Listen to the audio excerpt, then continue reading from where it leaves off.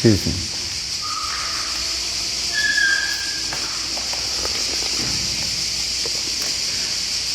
We were requested to speak about Dharma.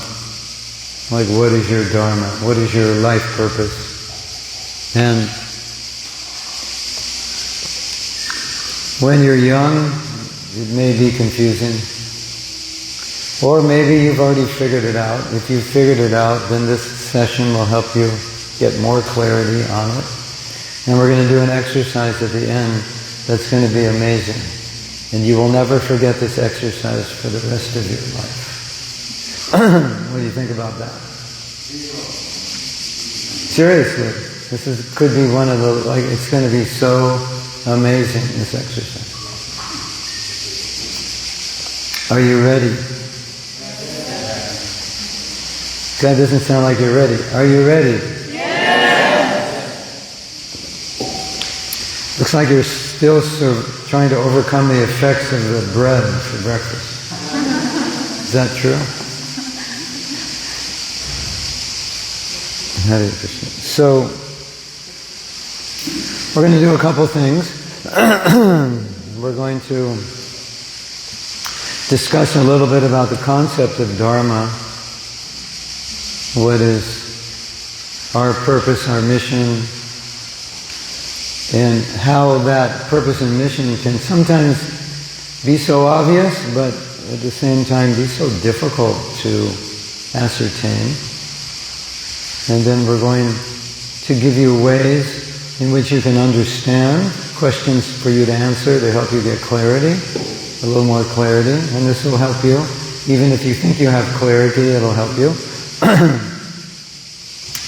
And I want to talk a little bit about why sometimes it's difficult to understand what our Dharma is. And when we speak of Dharma, I'm speaking of it in two senses. One sense is how you want to serve Krishna, and another sense is your occupation, like how you want to make money. And sometimes the two can become one, sometimes the two are different. This is how I earn a living, but within the society of devotees, this is how I want to serve. So it's obviously more difficult to figure out how to do what I want to do and make money and serve in a spiritual sense. It's easier to figure out what I like to do and make money, or what I like to do and how I can serve. Combining them both is more challenging. So I leave it up to you to figure out how you want to sort that out. But what we're going to do today is we're going to try to understand our nature. Maybe not so practically how I could do what I want to do. Let's say you say, well, I would like to make a documentary. You ever think like that? You like to make a documentary? You have a camera and a microphone, something. Anyway. Or let's say he did. I would like to, how about a movie? Podcast? Something, yeah, all right. So let's say he's very inspired to do a podcast. But he might think, I don't know how to do it. I don't have the money to do it. I don't have this to do it, that to do it. This camera's not good enough. The mic's not good enough. I don't have a space for it. So we're not talking about that here. Because once you start thinking about all those things can kill your dreams in a matter of 30 seconds. And it's one of the reasons that a lot of us say, I don't know what I should do, because we're thinking like, I don't know how to do it. Like we know what we should do, we just don't know how to do it, so we kill the dream because we don't know how to do it, or we don't have the money, or we don't have the education. Does that make sense? That ever happened to you? The answer to that is yes, in case you don't know. Yeah. It happens to everybody, or many of us. So, what we want to try to do here,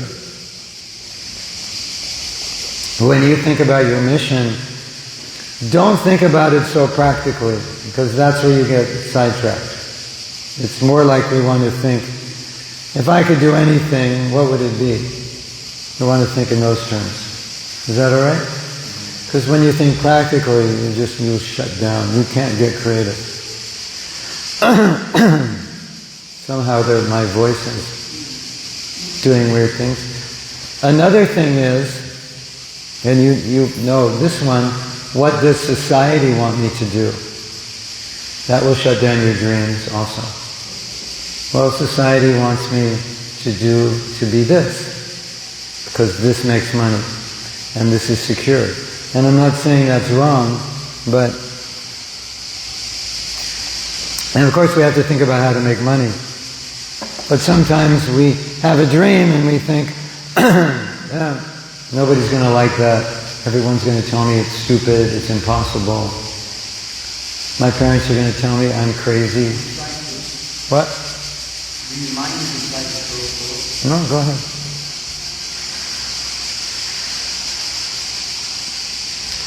Do you know that practically every technological invention that we see today and that we use today was created by a person who everyone said, when they heard his idea, that he was crazy. Did you know that?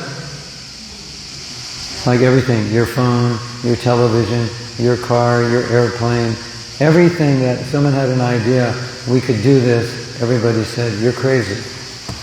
Obviously they didn't listen, but that derails us when we think, well, people will think I'm crazy. My parents will go crazy if I do this. How about that one? That ever happened to you? Yes. Well, it didn't happen if you're doing what they want, and that's fine. But sometimes there's something you want, and they're not so behind it, and it becomes a problem.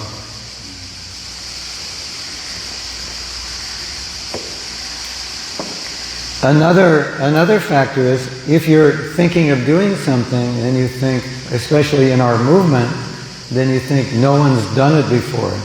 So then you think, I guess I shouldn't do it because if it was supposed to be done, someone would do it. No way. No way.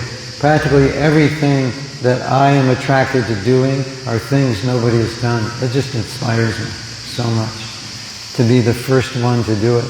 So that should never be a consideration. Well, nobody's done it, so I guess we can't do it. And then another one is, well, nobody asked me to do it. I can have an idea, but nobody asked me, so I'm not going to do it. Today in the world, especially within our organization, there's so many things you can do, and no one has to ask you. You can start a podcast. You can, invite people to your home. You can have a kirtan. You can do so many things, isn't it? And you don't have to get like some official stamp. All right, you can do this. And there's so many problems. Have you ever seen a problem and done nothing about it? Yes. How did that make you feel?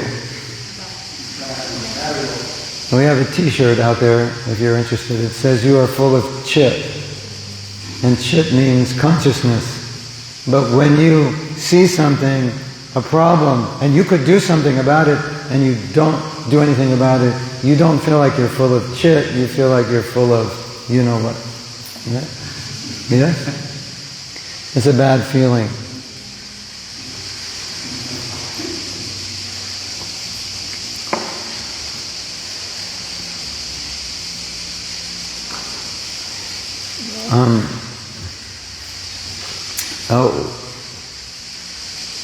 So I have a realization, I want to share this. This is so beautiful. There was a devotee who was in a rock band before she was a devotee.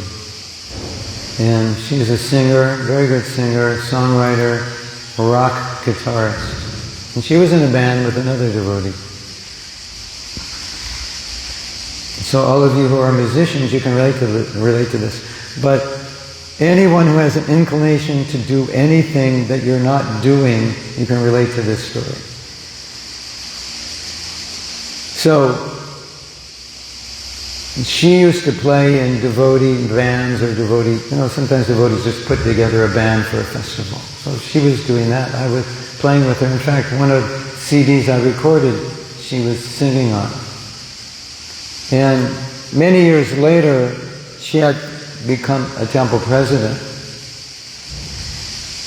And she wasn't doing any music. And music is a big thing for her, and she became very ill. And she went to an Ayurvedic doctor. And the Ayurvedic doctor told her that the reason you are ill is because, who wants to guess? Yeah, you're not singing and playing music. That's why you're sick. You can all say, wow. That's pretty heavy, isn't it? Wow, yeah. So all of us have a song in us, or a picture in us, or a book in us, or a project in us, or a problem we could solve in us, or something we could make better. Yes? Even when you go shopping and you're trying to buy something, do you ever try to buy something and what you conceived of in your mind, the way it should be, it doesn't exist? And you're like, maybe I should create that, because these other products, they need to have these features. Yeah. And have you ever had that? And then next year you went back and then someone created that product? You ever had that one? There's always in our life problems we see, or things that could be better, or people that could be better, or talents that we have which we're not fully using, or things we'd really like to do if we just could figure out how to do it. Isn't it? And there's all these reasons why we're not doing them, which are all really bad reasons. So I just wanted, before we go into facilitating you to look at where your passions lie and what you might do, I think it's so important to look at these reasons. Guilt is another reason. Like, I really should do this, but I want to do this, and if I don't do that and do this, I'll feel guilty because people are depending on me to do that, or for whatever reason. And so you don't do it. Have you heard of this phenomena called midlife crisis? Yeah, well, I could help you avoid midlife crisis. Because none of you have hit midlife yet. Well, considering you'll live to be like 80 or something. Midlife crisis is supposed to be around 50. And you will find many, many people in completely different occupations than they studied for. Because when they hit midlife, many people realize, I'm doing the wrong thing. I don't even want to do this. And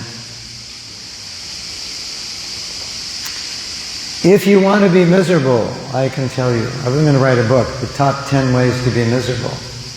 This is one of the top 10. Do something you hate for the rest of your life. Do a job you just can't stand for the rest of your life. Now, if you do a job because you have to, that's the only thing you can do to maintain yourself, all right, we understand that. But within the circle of our devotional society, there are things we can do that are not restricted, because I don't have to earn money doing this. Like, if you like to sing or play music and you want to make a living doing that, probably there's more chance you win the lottery. It's just so difficult unless you're like really, really good and really beautiful and you have a really big ego. That's required. And you love, standing in front of 10,000 people who applaud you, and you can play the audience. And still then, you may die broke, right?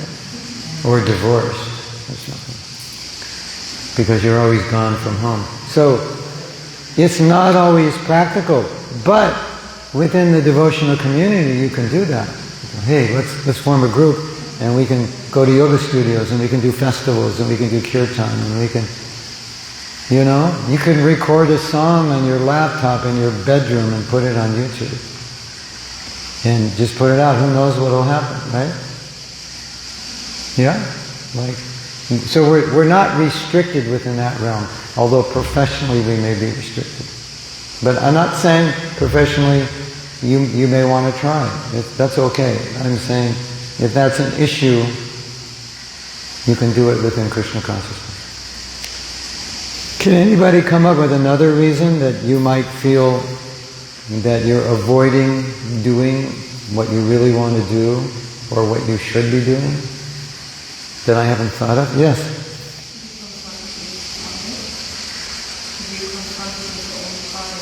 Oh, you might, if you become successful, you'll become proud and you won't be able to handle the pride. Yeah, that's true. Okay, so that's a good point. Yeah. So we shouldn't choose a service or a mission in an area in which it would be bad for us. We wouldn't be able to handle it. That would be a mistake. But that's a good reason not to do it. Or we have to learn how to do that and take it humbly. Because like George Harrison wanted to move in the temple. Did you know that? He asked Prabhupada, should I move in the temple? And Prabhupada said, no, because of your influence. So if I am famous, I have influence. That's good. And I just have to understand that influence and fame is like money. It's just energy, which can be employed. So I can employ this fame. And yes, if I can't, I probably shouldn't. But if Krishna puts me in that position, I should certainly try to use it.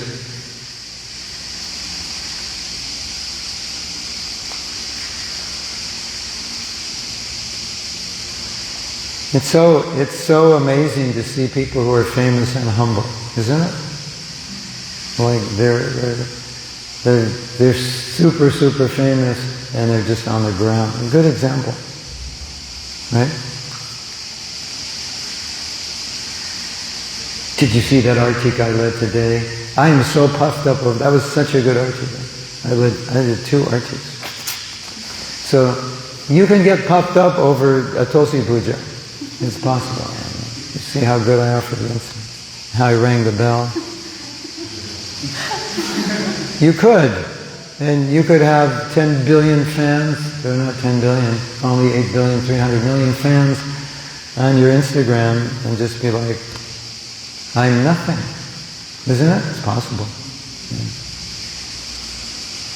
But Krishna knows what we can handle, and generally He won't give us that fame if we can't handle it. Because He doesn't want you to do something that's detrimental. But anyway, it's a very good point. To enter into something which would be playing with your weakness.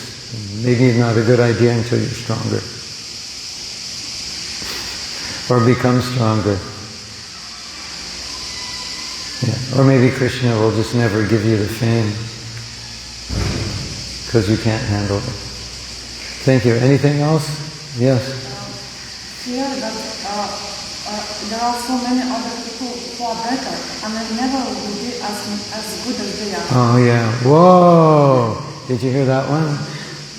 That was a really good one. Why should I do this? There's so many other people who can do it better. Wow! Thank you for that. How many of you have thought of that one? Raise your hand.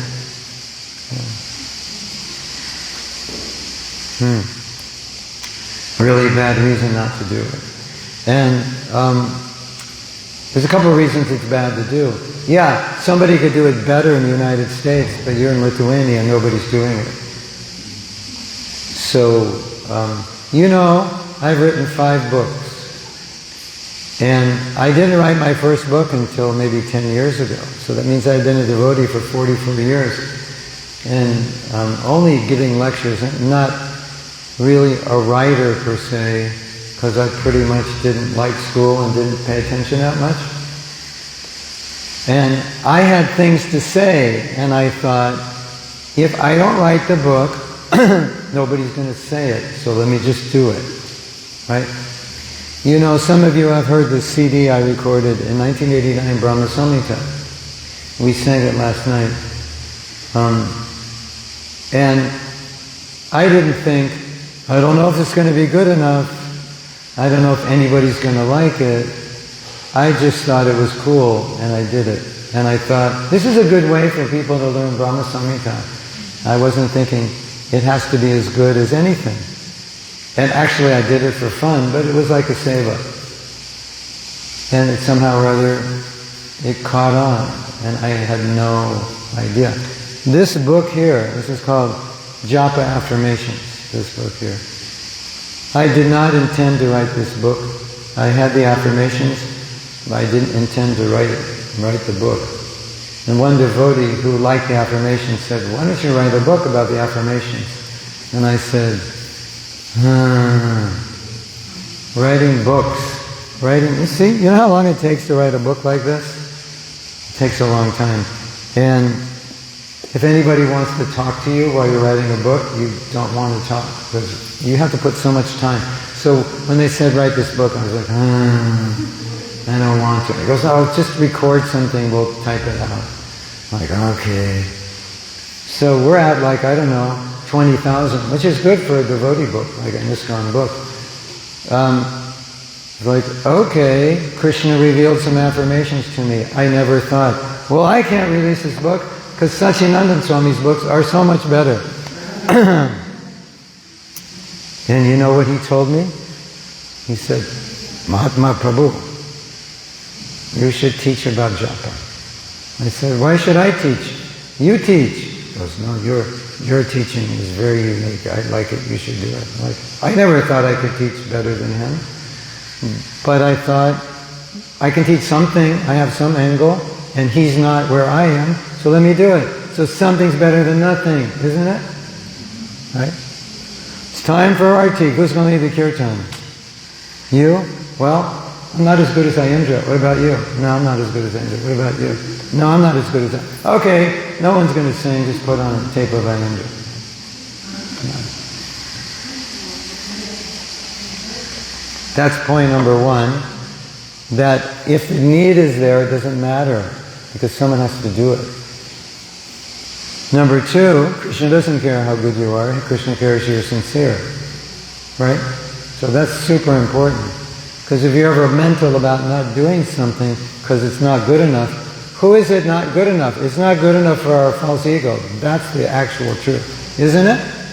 Yes? It's not good enough for me. I don't think it's good enough. Yeah. What about Krishna? Is it good enough for him? If you do it sincerely, it is. Yeah? And, you want to hear something really, really interesting? I was told, and I've seen this with many devotees, but I was told this, when Ayendra first became a devotee, he really couldn't sing.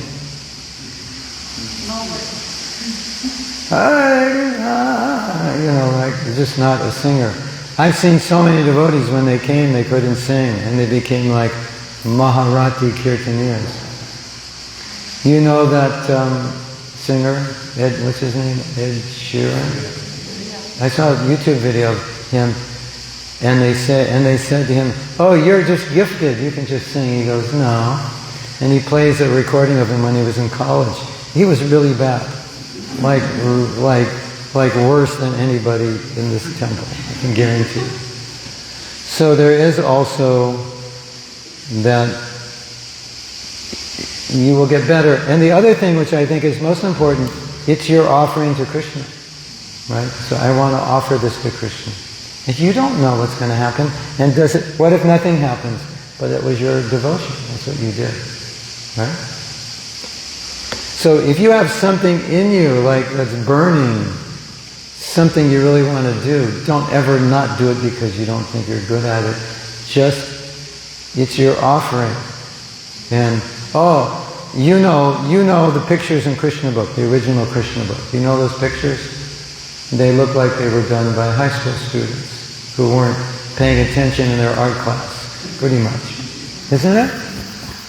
I mean, to be honest, a lot of them. They look like our first year college art students. And if you look at the paintings in the Bhagavatam, 4 or 5 years later, it's the same artist doing these masterpieces. And you know what Prabhupada said? Oh, this is so interesting. I'm glad you brought this up. This is so good. Those paintings were done when the artists weren't good. And when the artists became better, they redid the paintings and they brought them to Prabhupada. He rejected every single one. And materially, they kept one. I think he rejected all of them. And materially, they were all at least 50 times better, I think. But there was the mood was wrong. Prabhupada was not feeling the bhakti. He said, "Why, this is wrong. You're painting Krishna with long hair because you're all hippies, you're making Krishna look like a sex idol." Someone paints another one. "What pastime is this?" "Oh, it's not a pastime, Prabhupada. It's just Krishna, Jamuna." You have to paint a pastime. Each one rejected. Wow. Not because materially they weren't good enough, but the mood was off. So if your mood is on, that's more important. Isn't that nice? It's your devotion. I once worked on a recording, and I let, I can't remember his name, Hans Christian. He had a group called Rasa, and I really liked his recording, so I sent it and I said, "How should I make it better?" And he said, "This is your offering to Krishna. So however it comes out, you have to just do it as best you can with the musicians you can get, with the recording facility you can get." That's such a nice instruction, so encouraging. Just like whatever you can do, just do it. Wow, that's your offering to Krishna. And then what about this one? But what if I release it on Instagram and I only get 25 views? Then I might commit suicide. What about that one? Yeah, that's a big one, right? Isn't it? Hare Krishna. So you remember what Hans Krishna said, this is your offering to Krishna. Do it as best you can. It's not evaluated by how many people like it. Because if you know how to work the algorithms and this and that, you can put out something really bad and get a lot of people to like it or view it. I don't know if they all like it, but they'll view it. So we really want to look at this in terms of what is pleasing to Krishna, right? So if you're inspired by something and you do it with devotion, just do it. And my experience, if what you're doing is something which is needed, like our movement doesn't have this, and you can see, here is a need that needs to be fulfilled. Like especially because a lot of you are younger, you think about the future generations of young persons. I wish I would have had this when I was growing up, but we didn't have it. I wish we would have had this book. I wish we would have had these songs for children. Whatever it is, I wish I would have learned this when I was younger. And now you're thinking, I would like to do that. And if there is a need for that, I can guarantee you, all those kids now who aren't even born yet, when they're 10, 15, 20, and they find out you are the creator, they're going to come up and say, thank you so much. So sometimes you have to visualize those people who don't even exist yet, who are going to hear, see, take advantage of what you did. Because you know in your heart, this is something really important. It's a strong need, and because it's a strong need, that need will be appreciated. And we don't do it to be appreciated, but that's just my experience. If you do something, and it's so essentially important, but somehow it's been neglected, that's a great opportunity for you. Then you can do, it's like, oh, this movement, we don't have this. No, it's good, because you can do it. Right? So isn't that like sad? When in our movement, this, that, it's not going on, and we need more of this. Then you just go to your room, and just complain, and nothing happens. But when you see that thing, then it's like, wow, that's an opportunity for you. This is bad, and I could fix it. That's service, yes? You know how many times people complain about something that's bad? I guess you lost track, right? Because we like to complain.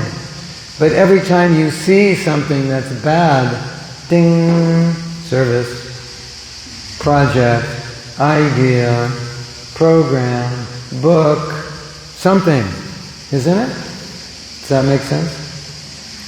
So,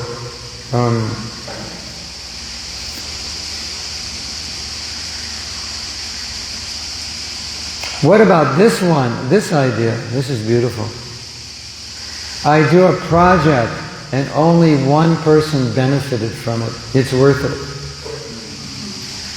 Wow, one person. You save one person. And that's what Prabhupada said. He started his whole movement. He said, if I can make one pure devotee, it's successful. Wow. So you did something to help one person.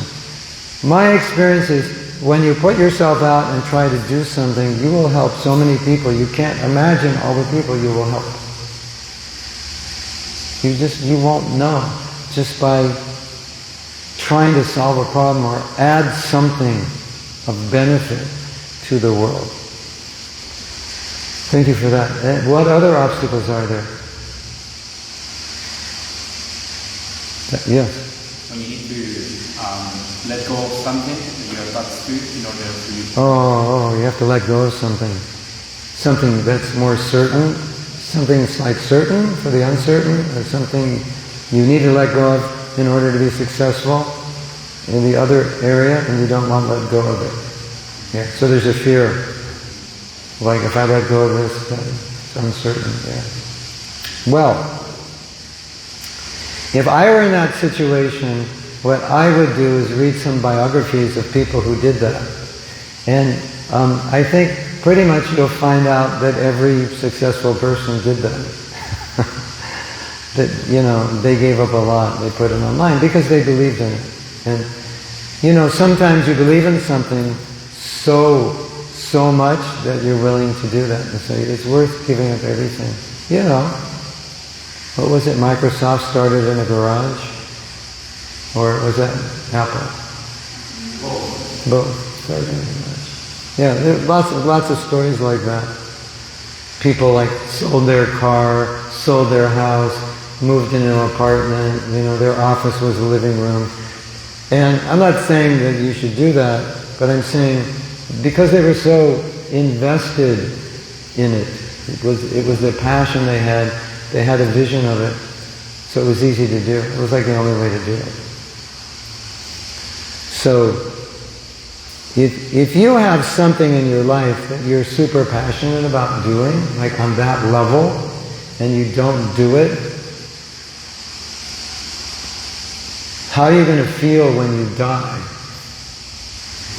This one lady said something so beautiful. She said, the graveyard is where the greatest wealth in the world lives. Does anybody know why she said that?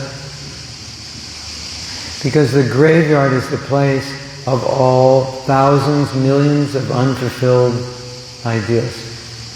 So the greatest wealth exists in the graveyard. I know so many devotees who are not happy because they're not fulfilling their dream. That's why they're not happy. It's the only reason they're not happy. Because they have a dream and they're not fulfilling it. And sometimes I counsel them, and they'll come in and say, this is my problem. And I'll say, well, what do you want to do? And they'll say, well, I can't do this.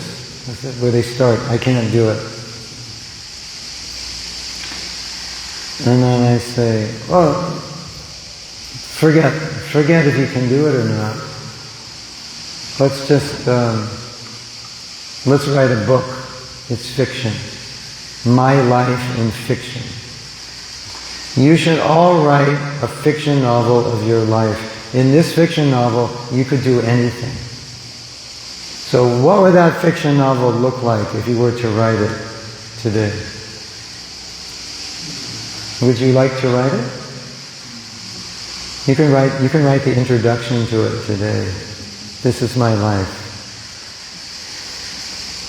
I developed this, I studied this, I mastered this, I created this, I wrote this, I recorded this. So that's what we do. We just do it. They don't know why I'm asking. I said, just do it for fun. You know? And when you go into the world of fiction and you don't think anything practical, they come up with a whole plan for their life. They don't realize they're coming up with it. And then after they come up with it, I say, okay, so what's the first step to do this? And they're like, they didn't think I was going to ask that. But the vision is so exciting, they're ready to do it. I'm like, okay, let's do it. So this is something I want you to think about right now. Your movie, the movie on your life, and you can make it any way you want. What you do, right?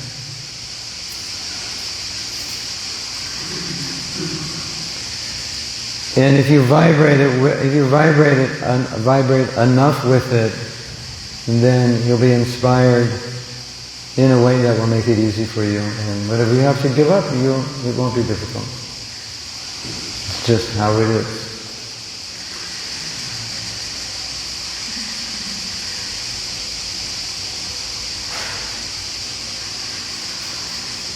And you know what happens when you do that? When you start thinking about it? Does anybody know what happens?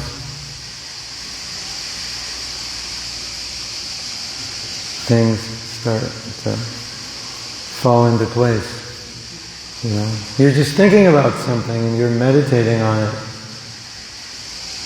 And you're walking down the street and a book falls out a window.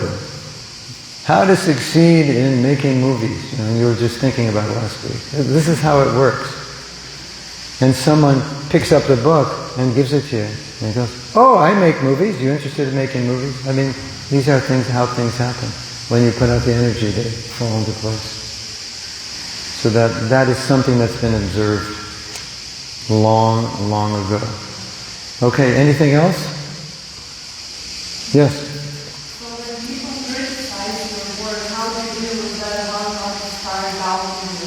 Oh, people criticize what you're doing. Who are those people? People you know or people you don't know? Yeah. Well, there's a saying, you know, if you don't want to be criticized, don't go out of your apartment, or you don't do anything. And sometimes criticism is a sign that you're doing something. And also, criticism could be taken as feedback to improve. They're offering you help. And also, some people who criticize you are the ones who want to be doing what you're doing, and they're not, and that's why they're upset that you're doing it. So in that sense, a criticism is actually a praise. Do you know if somebody is envious of you, they're praising you? Did you know that? Yeah. If someone is envious of you, they're praising you. Because you're never envious of a person you don't want to be like. Because by nature, envy means somebody has something you want that you don't have. Right? So if somebody is envious of you, Greta, that means you have something they want that they don't have. They're frustrated they don't have it. They don't like that you have it. And to make themselves feel good, they will criticize you. Hare Krishna. Welcome to the material world. Hope you have a good time here. But that's how it works. Yes?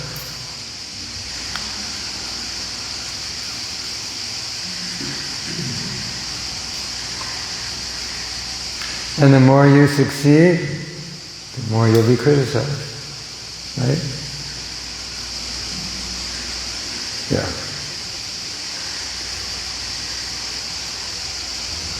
How many of you like to be criticized? Raise your hand. Yeah. Well, if you succeed, you will be. But that's okay. That's just the price you have to pay, isn't it?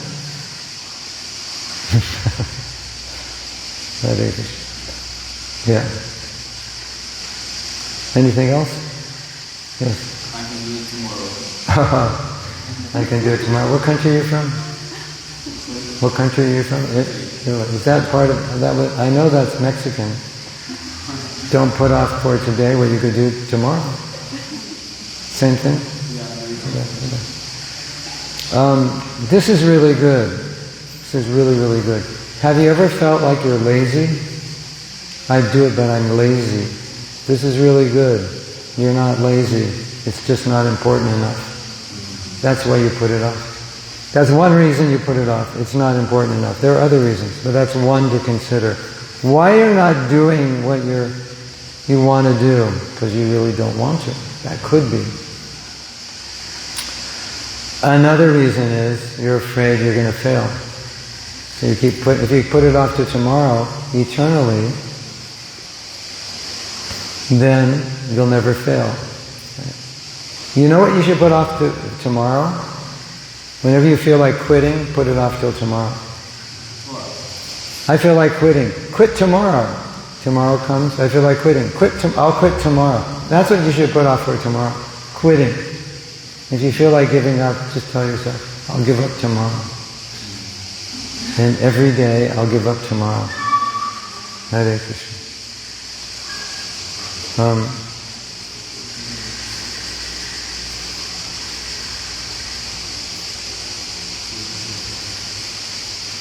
How many of you have a problem with fear of failure? Raise your hand. Okay. Yeah. All right. Thank you for bringing this up because we need to talk about it because it's a big one. Right? Here's such an easy way to deal with this. Prabhupada said, if you sincerely try to serve Krishna, there's no failure, even if externally you failed. And the failure is that you didn't try. That's the failure. Not that you externally failed, but you didn't try. So if you keep that in mind, then you can't procrastinate, because the only failure is procrastinating, not doing it. But not doing it, that's the failure. So that's the beauty in bhakti, that Krishna sees your effort, he sees your sincerity. And so if you make the effort, you're a success. If you don't have to, because if you do your best and you know you did your best, you can pat yourself on the back and say, I'm a success, even externally. There may not be signs of success.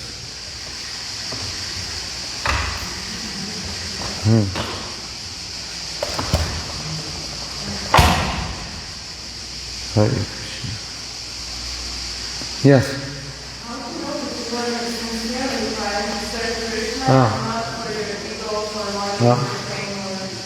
Good question. She said, how do you know you're sincere in your service and you're not about your ego?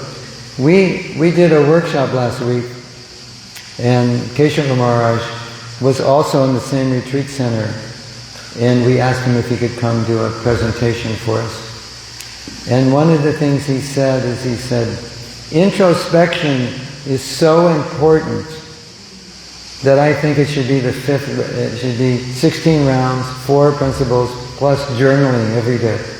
Every day you should journal, because journaling is introspection.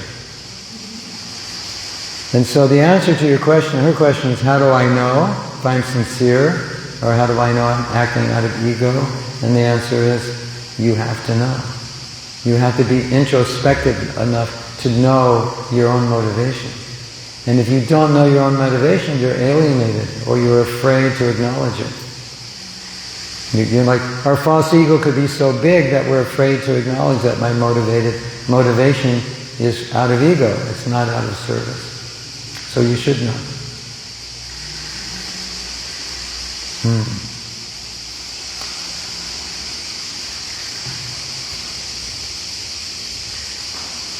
Anything else? Yes? Parents' expectations? Parents' expectations. That depends who your parents are. If they're Indian, I guess you have no choice. It would be more miserable to disobey them than to do what you want. I don't know. Is that true? More or less. Right?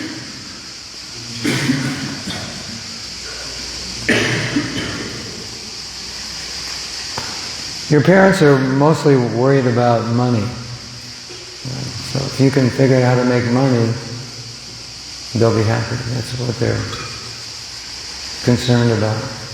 But then again, we go back to that point, well, it's you want to keep them pacified, so you do something, but your bulk of your time, or whatever free time you have, you use that to fulfill whatever it is that your nature is. And sometimes, in fulfilling your nature within devotional service, you figure out how to make money doing it. It can happen.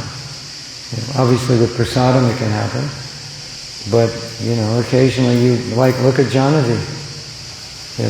When you have that much popularity, and now Radhika Ranjan, you have that much popularity, you start making money off your YouTube, and your concerts and like that. So it can happen. I don't know your parents, so I can't say. I don't want to be responsible for your life becoming miserable by my instruction.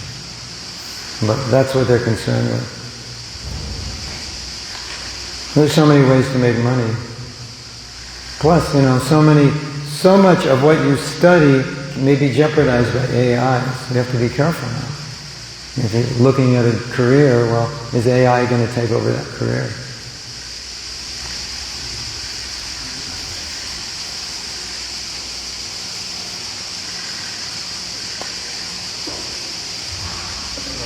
I want to go back to this. I'm just not motivated. I'm in mañana consciousness. I call it mañana shakti, tomorrow. Mañana is Spanish for tomorrow. I'll do it tomorrow. You've got mañana shakti. And mañana shakti may be due, we said it could be fear of failure, but most likely it's because that thing that I want to do, I'm not inspired. It's not the thing, it doesn't inspire me. But when you finally find that thing that inspires you, there's no more tomorrow. It's like this morning, yesterday, isn't it? Think in your life about something you really like to do. How much energy did you have to do it? Lots, right? Got up early, fired up. Yes? Okay, so you want to do an exercise now? You look like, if we don't do this exercise, you might faint. You want to stand up or jump around or something? To wake up? Why don't we stand up? I think we need to stand up and breathe. You want to breathe?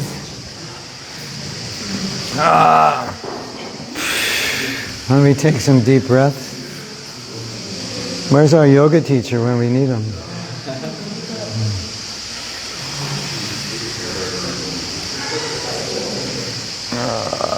You want to jump up and down? Okay? On the count of 3, we're going to jump up and down, and we're going to scream, Gauranga. Are you ready? Yes. 1, 2, 3. Gauranga! Not good enough. 1, 2, 3. Gauranga! One more time.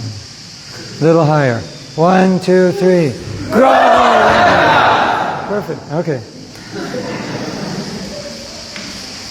So I have some questions for you, if we can get them here.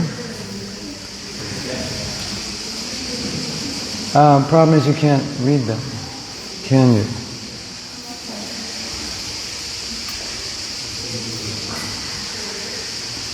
That's worse, isn't it?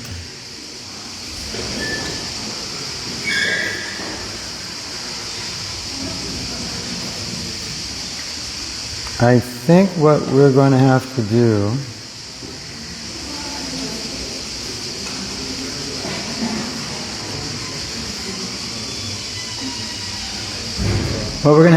you'll probably have to go up there if you can't see them and write them down, or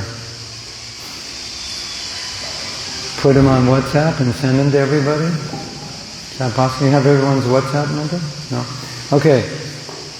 First thing I want you to do, first thing I want you to do is find a partner.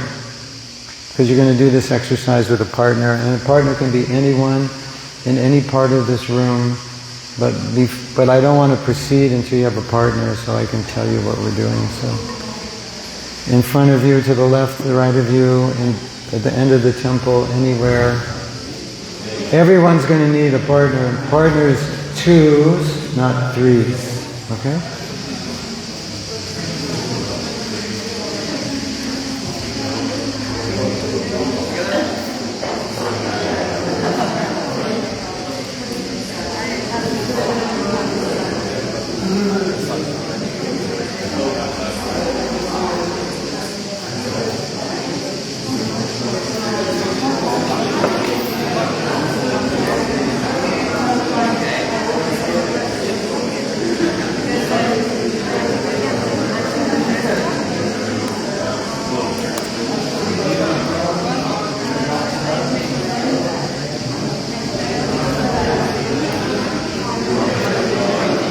Does anybody not have a partner?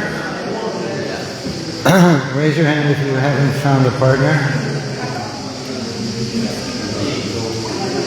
Oh, one over here. You need a partner? Oh, okay. Over here? You too? You need a partner. Oh, wait. It's coming. Sure? You too? No? You still need a partner. There's someone behind you. Yeah? Yes? No? No. There's your partner. He's standing in the hallway. In the green kurta, yeah.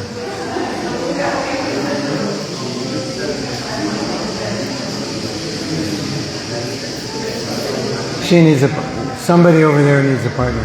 Okay. All right, I'll tell you what we're doing. Om Shanti, Shanti, Shanti. So the first thing you're going to do is you're going to work alone, and you're going to answer the questions on the board, and I can hardly see them from here, so you're going to have to come up. And after you answer the questions, you're going to meditate on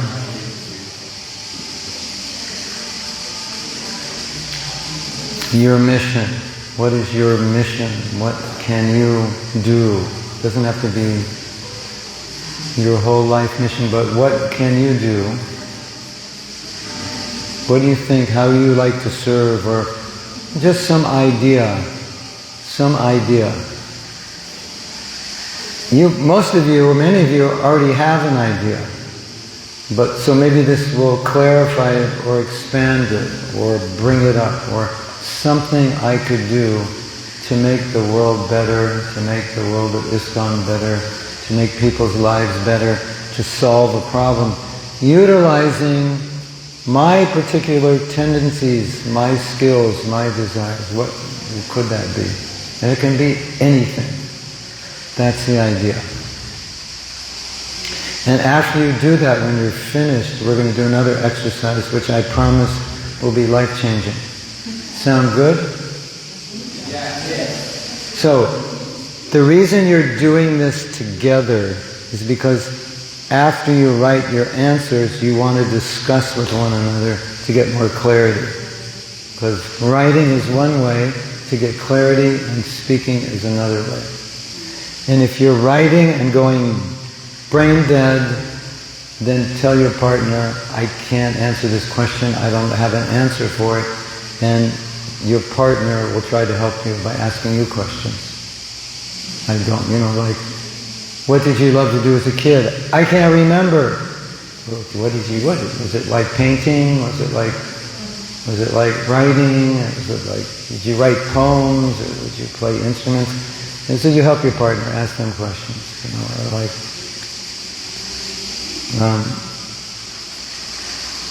and that question, it's kind of like, what's the novel you want to write?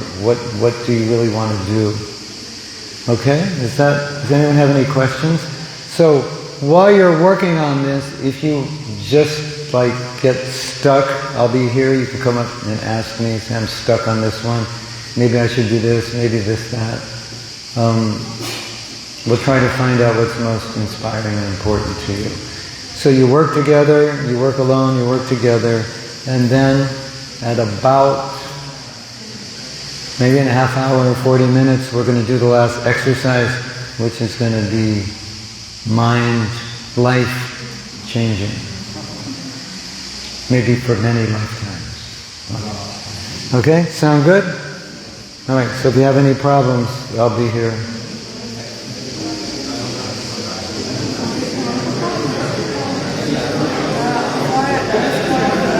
Oh. That was done.